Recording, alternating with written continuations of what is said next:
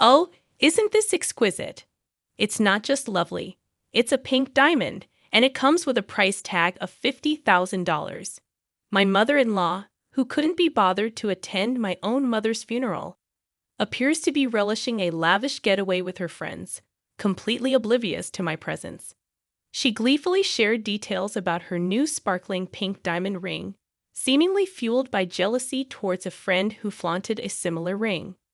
In her triumph, she revels in having outdone her friend by choosing a more expensive ring from the same store. However, the reality is far from what it seems. It's implausible for her to afford such a costly item. And it turns out she had secretly taken money from my husband's safe to make the purchase. This money, crucial for her future, had been earmarked for her nursing home fees. My name is Hillary Johnson, a 46-year-old woman living with my husband Steve, who is 7 years my senior, and our high school senior daughter Gina. Despite not being wealthy, we lead a stable life.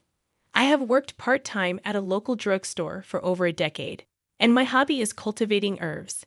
Lately, I've been challenging myself with a medical herb certification exam.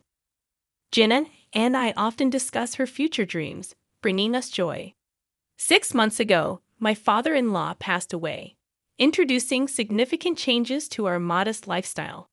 According to his will, the house went to Steve, and the cash to my mother-in-law. The money was intended for her nursing home fees, given her age of 75. Despite this, she pleaded tearfully to live in the house, and after much debate, we agreed to cohabitate for a year while searching for a suitable home. The area where the family home is situated has now become a popular high-end residential area. Still, we are not wealthy. It's an old land holding. I learned that my mother-in-law had a habit of spending recklessly, and though I had prepared for it to some extent, the reality was shocking. As Steve heads out for dinner shopping, my mother-in-law, on the first day of our cohabitation, casually asks, "Hillary, could you lend me some money? I'm going out." "Thank you. Just in case something comes up, and I need more, give me $100 for now," she says under the pretext of buying dinner. I found myself pondering how much groceries she intended to purchase. Despite my reservations, I made the mistake of giving her the requested amount. 2 hours later, she returned by taxi, laden with bags from an upscale department store filled with expensive deli items and sweets. Tonight, we feast. I wanted to try these side dishes. They're supposed to be delicious, and we have desserts too, she exclaimed proudly. Curious, I asked, "Mother, how much did this cost?" She replied, "Well, let's see. I went a bit over because of the taxi, but I covered the extra, so it's fine." Her proud declaration left me speechless, but little did I know this was just the beginning. Managing finances became my biggest headache after moving to the family home. While my father-in-law was alive, we used online supermarkets for groceries, paying with his card. Learning from my initial mistake of giving her large sums of money, I no longer entrusted her with shopping and kept the wallet in a locked drawer. Unhappy with not receiving money, she stopped doing any housework, caring only for the flowers at the entrance. Despite our monthly allowance of $300, she squandered it on clothes, beauty salons, meals, or coffee with neighbors. By mid-month, she would usually run out of money and ask for more. Frustrated by her reckless spending, as I was saving for my daughter's education, I calmly admonished her when she requested more money for a lunch date with friends. "Even Steve, who works, gets an allowance of $300. I can't give you more than someone who's working, so please use it more wisely." Dissatisfied, she returned to her room, likely to ask Steve for money later. The allowance came from the nursing home fund, and if it diminished, it would be her who suffered. When Steve came home, I expressed my concerns. "Did your mother ask you for more allowance again?" He replied, "Yes, she did. But I can't be too hard on her. She must be lonely without Dad. She's always been vain, you know. But I want to fulfill her wishes for at least this year that she's here." "I understand, but your kindness isn't truly benefiting her. Besides, it will eventually have repercussions for us." "You're right. I get it. My mother-in-law had a tendency to flaunt, especially in front of her 3 old friends who were mothers of my husband's classmates living in the neighborhood. I became aware of this during the funeral arrangements for my father-in-law. "Steve, it's your father's funeral, so arrange the altar this way and get more extravagant flowers. The neighbors are coming. Don't embarrass your father," she instructed. Steve, being the spouse, complied with her demands to some extent, but the costs were significantly high. My mother-in-law's primary aim was to show off to the neighbors. I even felt sympathy for her, having to keep up with people from a different lifestyle. During the funeral, she only greeted 3 families of her friends. One day, after having lunch with her friends, she came back excited, her eyes sparkling. "Today, Debbie showed me a ring worth $20,000 that she got from her husband for their golden wedding anniversary. I've never seen a $20,000 ring before. That's a wonderful gift. You don't have such wealthy friends, do you, Hillary? You'll probably never see anything like that in your life," she remarked with superiority and sarcasm, using her friends to boast. "Hillary, you're so plain. Why don't you put on some makeup? Have you ever been to an upscale lunch?" It was all about one-upping me. I tried to ignore her words, but she seemed increasingly hostile towards me, especially after I refused to give her more money. After settling my father-in-law's affairs and starting to look for a nursing home, my mother's health took a turn for the worse. When my sister and I rushed to the hospital, the doctor informed us that she had about 3 months to live due to advanced cancer. She was in a fragile state and could deteriorate at any time. My mother had occasionally mentioned feeling unwell before, but being a person of great endurance, it wasn't easy for her to show any signs of weakness. I regretted not paying more attention to her. I asked my sister to stay with her while I went to fetch some clothes and valuables from her apartment. As I packed a large bag in her room, I found some cash, likely her living expenses for the month, in a drawer. I took the cash with me, planning to shower and head back to the hospital. I left the bag in Steve's upstairs room and, after getting ready, noticed the zipper slightly open. A sense of unease washed over me as I checked the bag and found the cash missing. Suppressing my rising anger, I went downstairs to my mother-in-law's room. "Mother, may I ask you something?"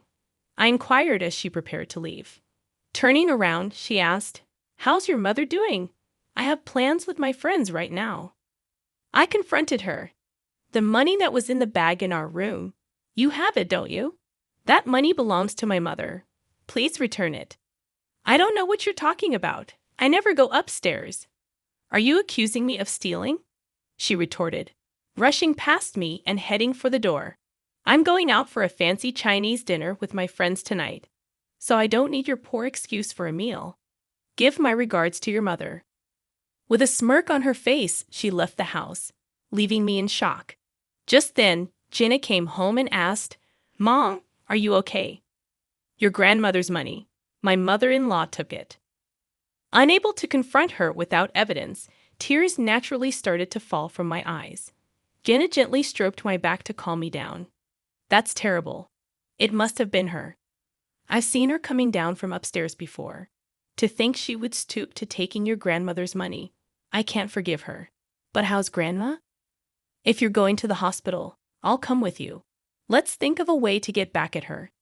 As we walked, Jenna's words encouraged me, lightening my heart a bit. Despite feeling sorry for my father-in-law, I decided to protect my family in my own way. A few days later, my mother's condition suddenly worsened, and she passed away. In her final days, she was mostly in a daze, occasionally lucid. I expressed my gratitude to her repeatedly for raising me, for her love, for Gina's future dreams, for the plans with Steve, and for our old age. She didn't speak, but her eyes smiled gently and sometimes nodded. While talking to her, I remembered a visit to my father-in-law before his death. He had thought about divorcing my mother-in-law, but didn't want to trouble his son and his wife. He asked me to sell the house and put my mother-in-law in a nursing home after his death. That's when he told me about her spending habits. Her attitude changed when Steve started kindergarten, living in a wealthy area, feeling pressure to keep up with rich neighbors. She deluded herself into thinking she was wealthy too, possibly fueled by Steve's success in a famous company. I regretted not putting her in a nursing home sooner. It could have prevented the theft of my mother's money. Steve and Gina arrived in time for my mother's final moments, but only my sister and her husband were there at the end. When we returned home to prepare for the funeral, my mother-in-law was out. I decided to show her the last bit of kindness. We held a small funeral for my mother without her presence. I tried calling her, but she was out and never answered. When I returned home after the funeral, everything was quiet as if she had stayed out overnight. Then, my mother-in-law returned in a good mood. "My condolences for your loss. It must have been hard," she greeted me. I noticed a shiny new jewel in her hand that I had never seen before. "Oh, this look, isn't it beautiful?" "A pink diamond. It cost $50,000. How did you get that, Mother?" I asked. She replied, "I bought it, of course. Debbie introduced me to the store. It's a reservation-only place in New York City, so I went for an overnight stay with my friends.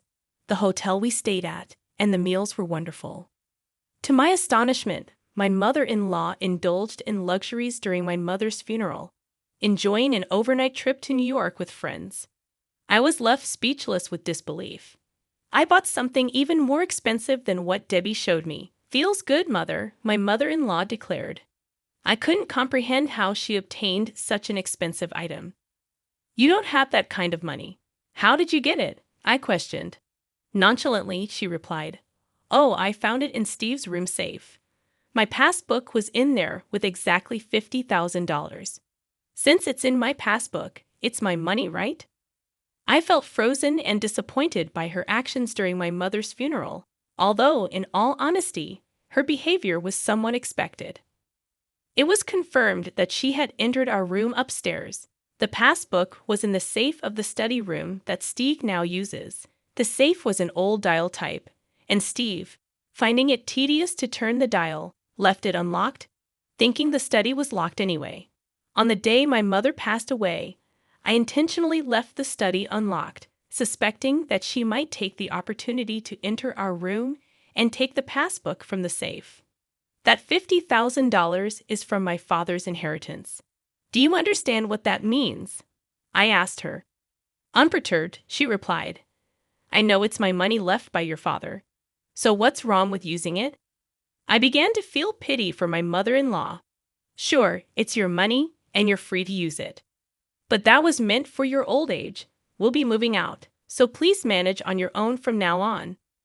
At first, my mother-in-law looked confused, but she slowly turned pale as she understood my words. "Wait, isn't there a separate fund for the nursing home?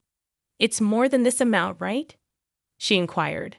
I explained, yes, there was more, but it decreased due to the inflated funeral costs of my father-in-law and your monthly requests for more allowance from Steve. Feeling the need to illustrate the alternatives, I handed her brochures of lovely nursing homes I had collected over several months. She looked at them speechless and shaking. At that moment, Steve and Gina came down from upstairs. I had reported to them after opening the study, so they had come to check. Steve, initially skeptical that his mother had stolen the money, had no complaints about what I did. While I would have properly arranged for my mother-in-law's nursing home if nothing had happened, her intrusion into our room and the theft of the money prompted me to protect my family. I had made it clear that entering our room and touching the money was unacceptable. I decided to sever ties with her for life. "Steve, you'll stay in this house, right? It's sad to sell a house filled with memories, but taking care of parents is a son's duty." I desperately clung to Steve. Checking the safe, I realized she had taken more than the passbook, the cash I withdrew for the car inspection too. "That's too much. I trusted you, Steve," I said, shocked by her actions. Struggling to speak, Steve admitted, "Oh, I have it. Just borrowed a bit. It was $11,000. But that wasn't all." "What about Hillary's mother's money?" I demanded. Panicking, she replied, "Oh, I'll return that too." "Then it's fine, right, Hillary? You'll forgive me now, won't you?" She hastily handed me the money, possibly pretending about the $50,000 ring. Until the end, there were no words of apology about my mother's money. I'm sorry, but I can't live with you anymore. I'll protect my own family from now on, I declared. She broke down crying, clinging to Steve till the end. However, Steve's grief-stricken anger was intense, and he acted quickly. He sold her belongings to create a lump sum and found a nursing home affordable on her pension. The chosen home, though, was far from the family home. I probably won't see her again in my lifetime. Steve occasionally gets calls from the home, and she seems calmer now, possibly settling into her new environment. I regretted not placing her in a home earlier. Perhaps if we hadn't lived in that house, her life might have been happier. A part of me felt a little sympathy for her. After she left, we moved, waiting for Jenna's graduation. Jenna got into her desired university and started living on her own. The family home, being in a popular area, quickly found a buyer. Steve is now applying for a transfer to a branch near the sea. We plan to spend a few years until retirement there, searching for our final home. We hope to continue living peacefully and harmoniously as a family.